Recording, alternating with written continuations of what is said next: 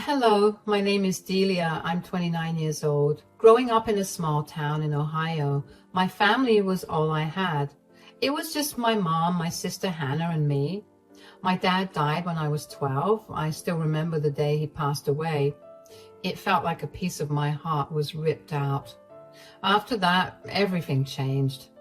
My mom, Harriet, had to work 2 jobs to make ends meet. She was always tired and stressed. She would come home late, cook dinner, and then collapse on the couch. I felt sorry for her, so I tried to help out as much as I could. I did the dishes, cleaned the house, and helped Hannah with her homework. But no matter how much I did, it was never enough for Mom. Mom relied on me a lot. She would always say I was the strong one and that she needed me to take care of things. It felt good to be trusted, but it also felt like a heavy weight on my shoulders. I didn't have time to play with friends or just be a kid. Hannah, my younger sister, was different. She was 4 years younger than me and the favorite child. Mom would do anything for her. Hannah got new clothes, toys, and all the attention. I was jealous, but I tried to push those feelings away. I told myself that Mom needed to give Hannah more love because she was younger and needed more help, but deep down, it hurt. Hannah didn't make things easier. She always got what she wanted, and she knew it. She would throw tantrums if things didn't go her way, and Mom would give in every time. I felt invisible, like I didn't matter. And when I got good grades, Mom would just nod and say, "Good job." But when Hannah got a C on her test, Mom would hug her and say it was okay, and they would work on it together. As we grew older, the gap between us widened. I focused on my studies, hoping that getting good grades would make Mom proud of me. I got a scholarship to a university in New York City.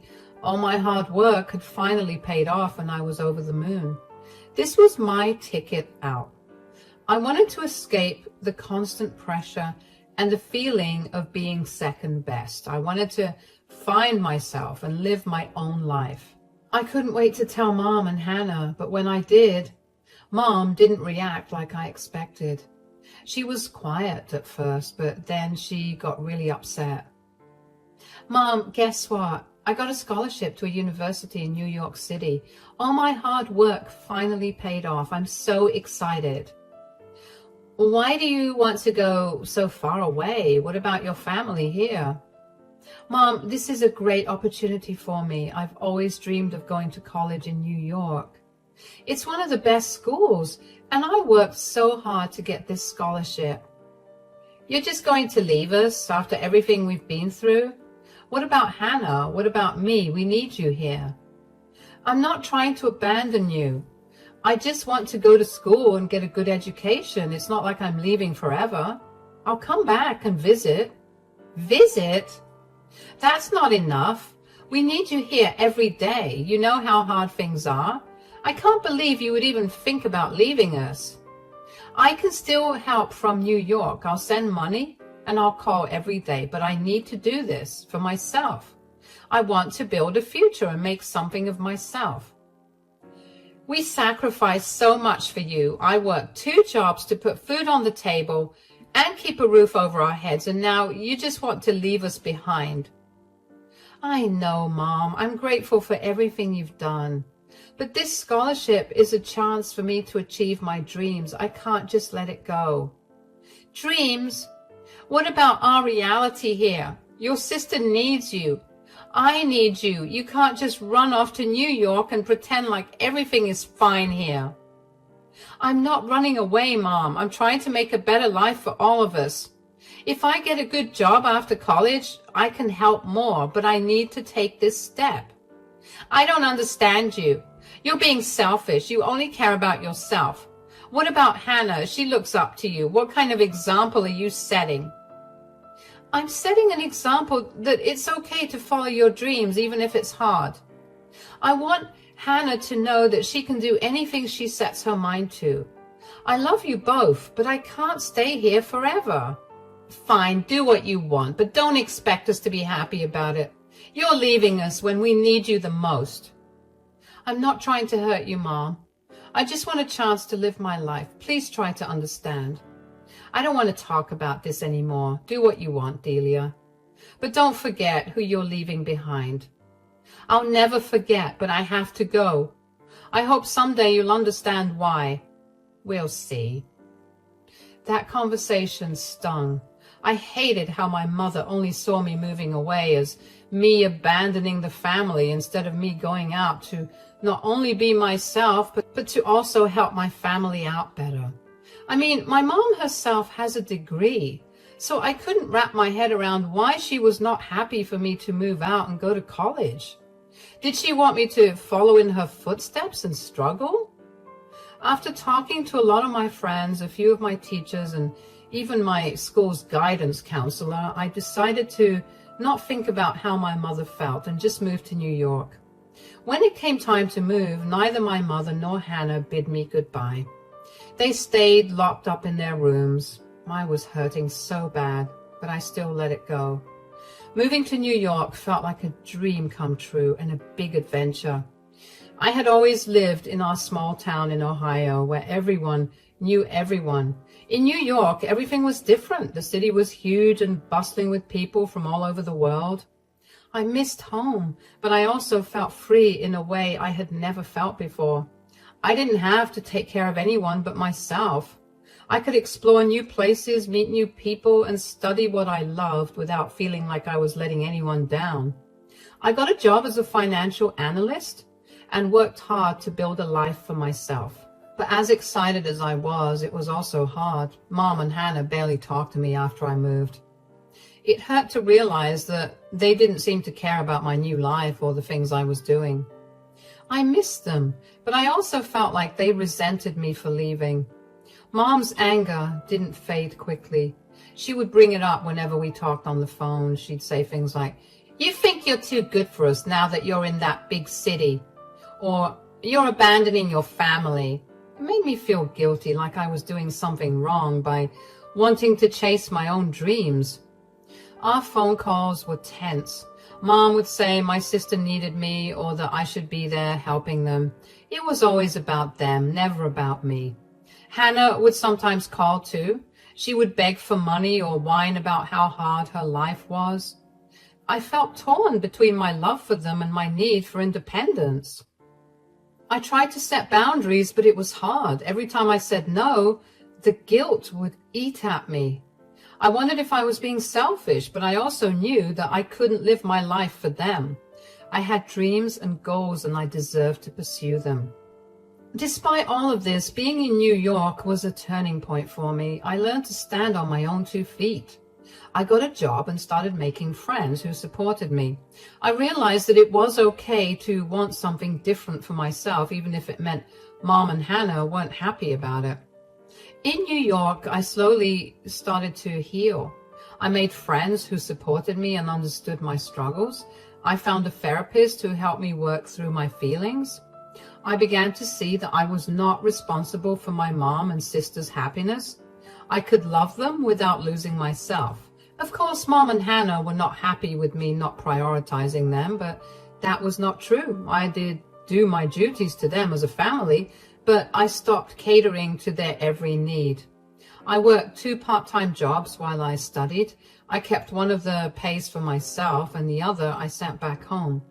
I have no idea how I managed to do that, but what I do remember is having to deal with Mom's and Hannah's whining when I was dead exhausted. After I graduated from university, I managed to land a pretty good job.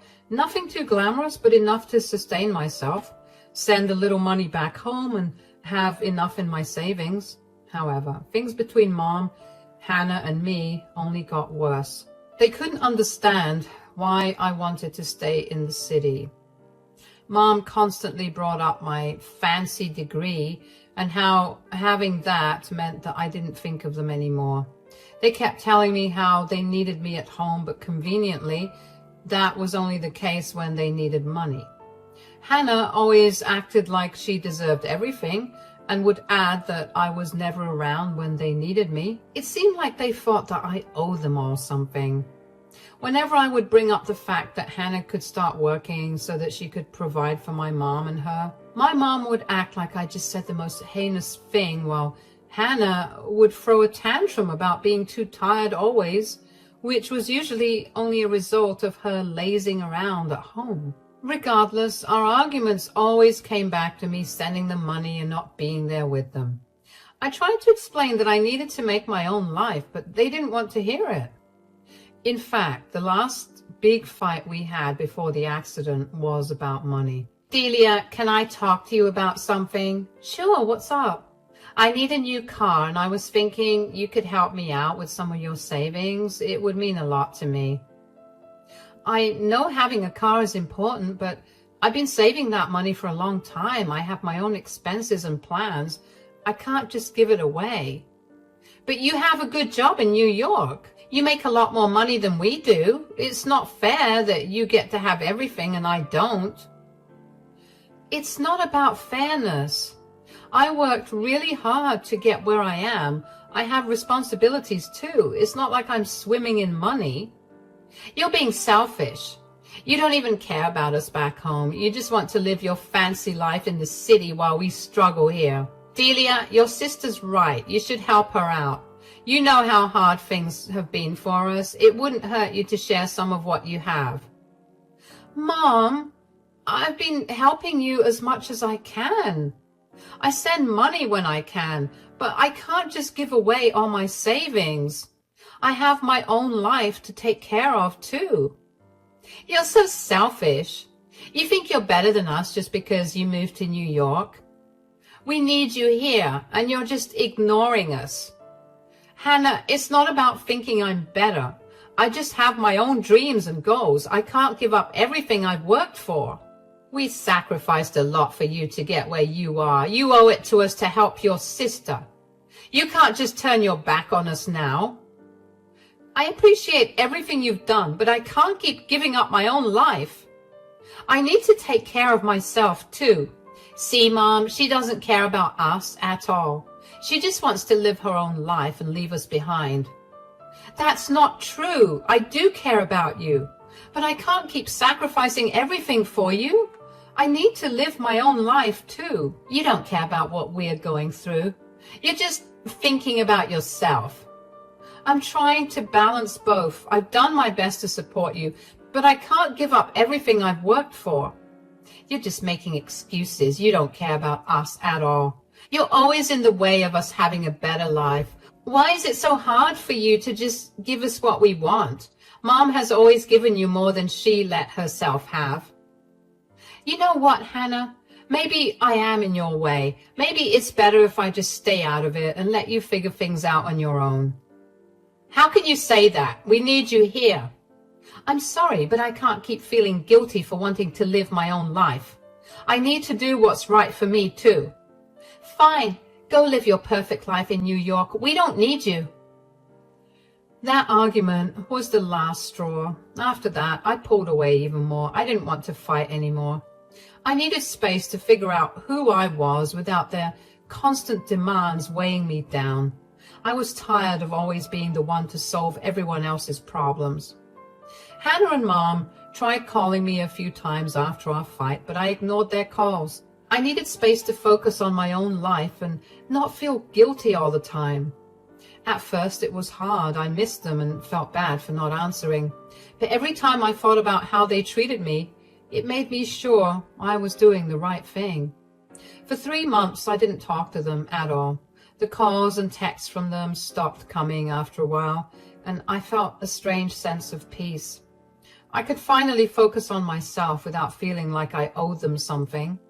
Everything was going well until one day I got a call from Mom. She sounded scared and upset. Delia, it's me.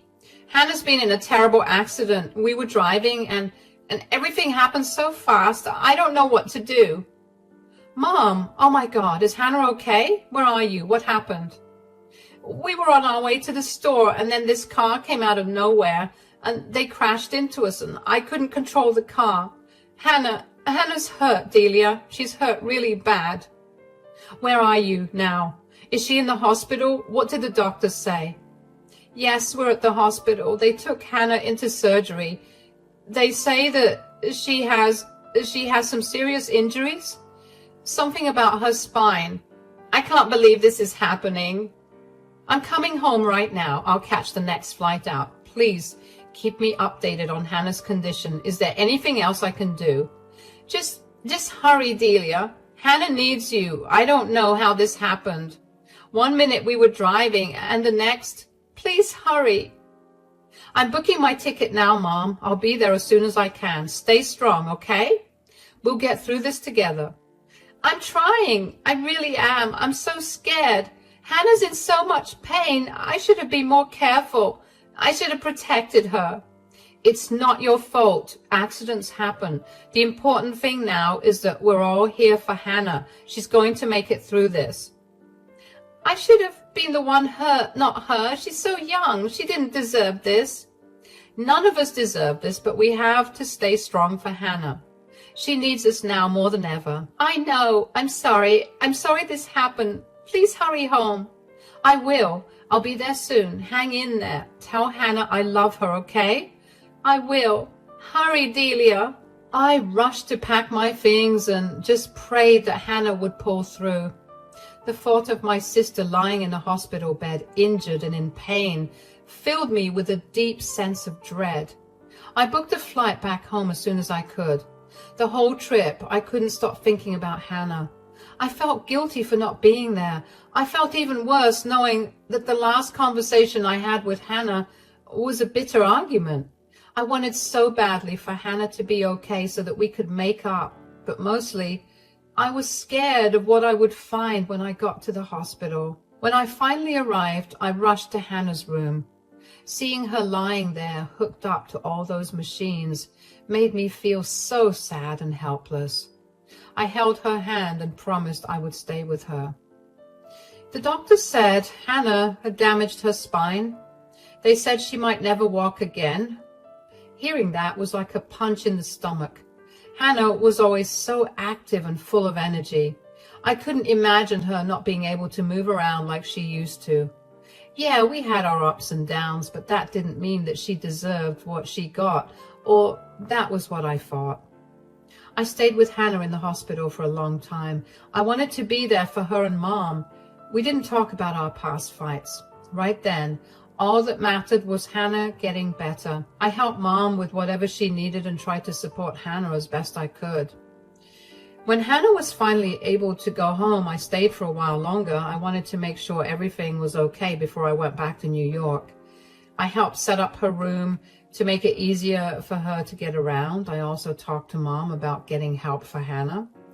Once I was sure that she was settled in at home and that they had the support they needed, I went back to New York. It was hard to leave, but I knew I had to get back to my life. I had a job that I couldn't take leave from. I figured that I could work overtime so I could send my mom some extra money to help take better care of Hannah. For the first 2 months after Hannah was discharged, I made sure to call every morning and every evening to check in on her.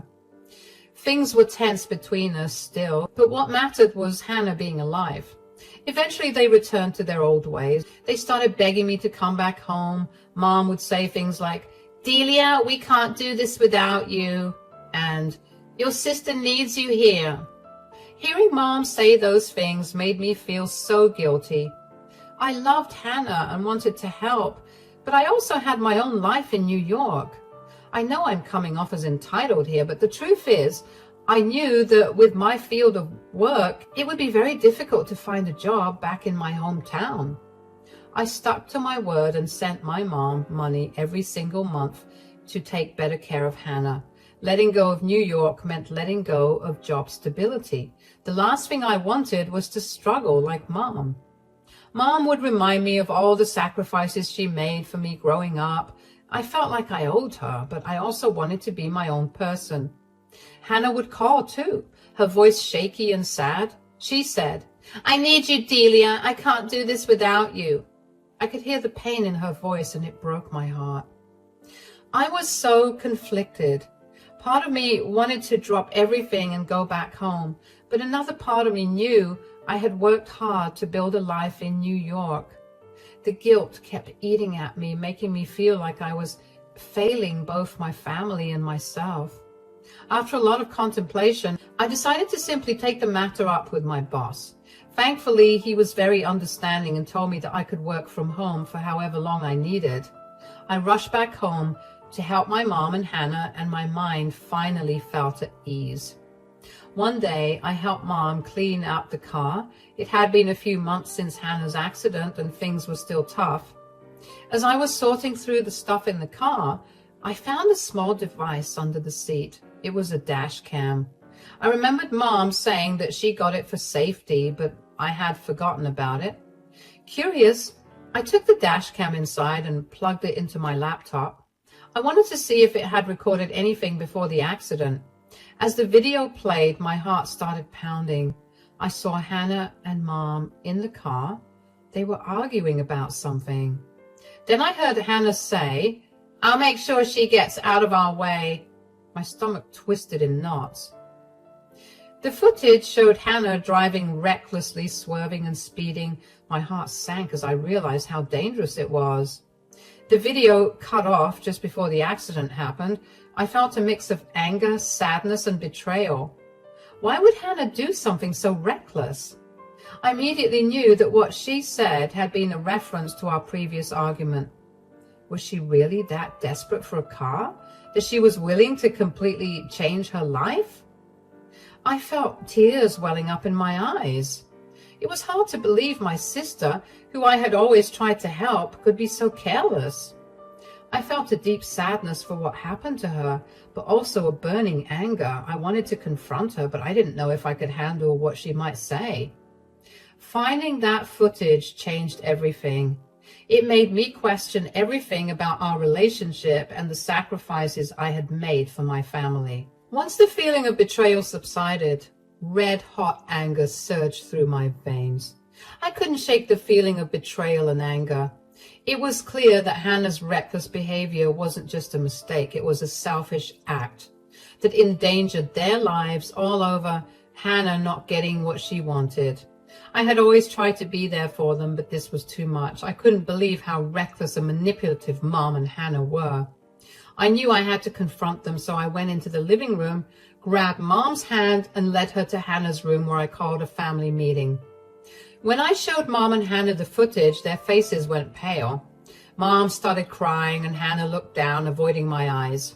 I was furious. "Hannah, how could you? All this because you wanted a car? You don't understand. Hannah was just upset. She didn't mean for this to happen. I can't believe you're trying to justify this. Hannah, you were reckless and selfish. You put yours and Mom's life at risk." "I'm sorry. I didn't mean things to turn out like this. I'm really sorry." "Sorry isn't enough. You could have killed yourselves. How could you be so careless over something so trivial? I just wanted to have a car like my friends. I didn't think it would end like this." "Mom, you always defend her, no matter what she does. I can't live in a place where I'm not safe." "Safe? What on earth are you going on about?" Hannah was willing to not only risk her life, but she was also willing to mess with other people's lives. And you, Mom, are willing to defend anything she does. She's lucky only she got hurt. If somebody else did, she'd be thrown in prison. I have to go. I can't trust either of you anymore." "You can't leave us right now. Why are you always judging me? You think you're better than us because you went off to college. Newsflash, you aren't. You had privileges I never got, and you never fought to share them with me or Mom. Those privileges only came to me because I worked until I almost dropped. Those privileges came to me because my mom made me support the family since I was young. You could have had the same privileges, but you were too spoiled. Mom never let you do anything, and you never had the drive to do things yourself. You've always been so entitled to everything that you never thought about me. You complain about me not thinking about you and Mom? Did you and Mom ever wonder how I managed to survive? No, all you ever cared about was yourselves and your needs. I cannot be around you two anymore. I'm leaving. I need to be somewhere where I feel respected and safe. Delia, please don't leave us. We'll change. Things will be different. No, Mom, I've made up my mind. I'm done with the guilt trips and manipulation. I don't want anything to do with either of you. What about the car insurance? You said you'd help me with it. I'm removing you both from my insurance. I won't be manipulated anymore. Delia, we're sorry. We'll do better. Please don't cut us out like this. I need some space to figure things out. Maybe one day things will change, but for now, I have to go. Fine, leave then. We don't need you anyway. I dealt with a lot of Mom's and Hannah's hand, but seeing what extent they were willing to go to just to get their way terrified me. They completely derailed Hannah's life just because she couldn't get a car. Cutting off my family was necessary for my own well-being. Despite their pleas and tears, I stood firm in my decision. I needed to prioritize my own safety and happiness, even if it meant walking away from the people I loved and cared for. Packing my things was hard. I didn't want to leave the home where I grew up, despite everything, but I knew staying would only bring more pain and resentment. I left without looking back, moving back to New York to start over. After I left, I wondered what would happen to Mom and Hannah. At first, I felt guilty for leaving them, but I knew I couldn't stay in a place where I felt unsafe and unappreciated. For the first few weeks, they tried calling and texting me, begging me to come back. Mom left tearful voicemails, saying how sorry they were and promising things would change. Hannah sent angry messages blaming me for abandoning them. I stayed strong though. I needed time to heal from all the hurt and frustration. 4 months passed without any contact from them. I focused on my studies and made new friends who respected my decisions. It wasn't easy, but I knew it was the right choice for my well-being. I heard from a mutual friend that Mom and Hannah were struggling. Without my help, they had to figure things out on their own. Mom was upset and kept asking about me to anyone who would listen. Hannah, on the other hand, seemed to be facing consequences for her reckless behavior. It saddened me to hear about their struggles, but I couldn't go back to the way things were. Over time, I started to feel more at peace with my decision. I knew I couldn't change them, but I could change how I let them affect me. I hoped that someday they would understand why I had to leave, and maybe, just maybe, I could rebuild our relationship in a healthier way. I focused on my job and tried to rebuild my life. I leaned on friends who supported me and started therapy to work through my feelings of betrayal and abandonment. It was a slow process, but each day I felt stronger and more confident in my decision. Months passed before I heard from Mom again. She called, tearful, apologetic. She said Hannah was struggling with guilt, but I couldn't bring myself to forgive them yet. The wounds were too fresh and the pain too raw. Maybe one day I'll be ready to forgive and rebuild our relationship. But for now, I'm focusing on healing and moving forward, one step at a time.